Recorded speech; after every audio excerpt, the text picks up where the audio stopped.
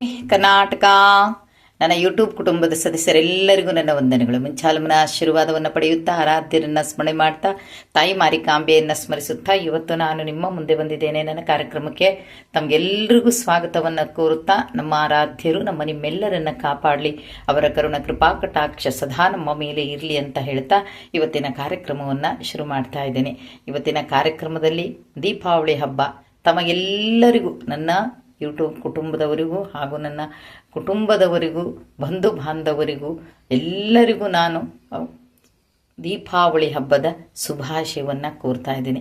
ಆ ತಾಯಿ ಮಹಾಲಕ್ಷ್ಮಿ ಎಲ್ಲರಿಗೂ ಅಭಯ ಹಸ್ತವನ್ನು ಕೊಡಲಿ, ರಾಯರ ಅನುಗ್ರಹ ಚೆನ್ನಾಗಿರಲಿ ಎಲ್ಲರಿಗೂ.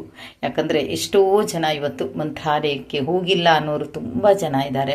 ಹಾಗಾಗಿ ಆ ಒಂದು ಕರುಣೆಯಿಂದ ರಾಯರ ಅನುಗ್ರಹ ಆಗಲಿ, ತಾಯಿ ಮಹಾತಾಯಿ ಅನುಗ್ರಹದಿಂದ ಎಲ್ಲರೂ ಮಂತ್ರಾಲಯಕ್ಕೆ ಹೋಗಿ ಬರುವಂತಾಗಲಿ. ಇಂಥ ಒಂದು ಸಮಯದಲ್ಲಿ ಈ ರೀತಿಯಾಗಿ ಹಾರೈಕೆಯನ್ನು ಮಾಡ್ತೀನಿ.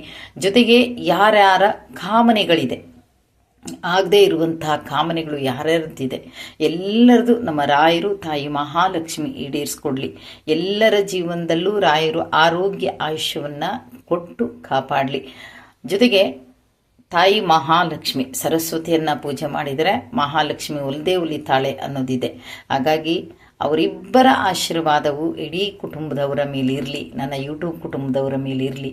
ಎಲ್ಲರಿಗೂ ಒಳ್ಳೆಯದಾಗಲಿ, ಒಳ್ಳೆಯದನ್ನು ಮಾಡಲಿ ನಮ್ಮ ರಾಯರು ಹಾಗೂ ತಾಯಿ ಮಹಾಲಕ್ಷ್ಮಿ.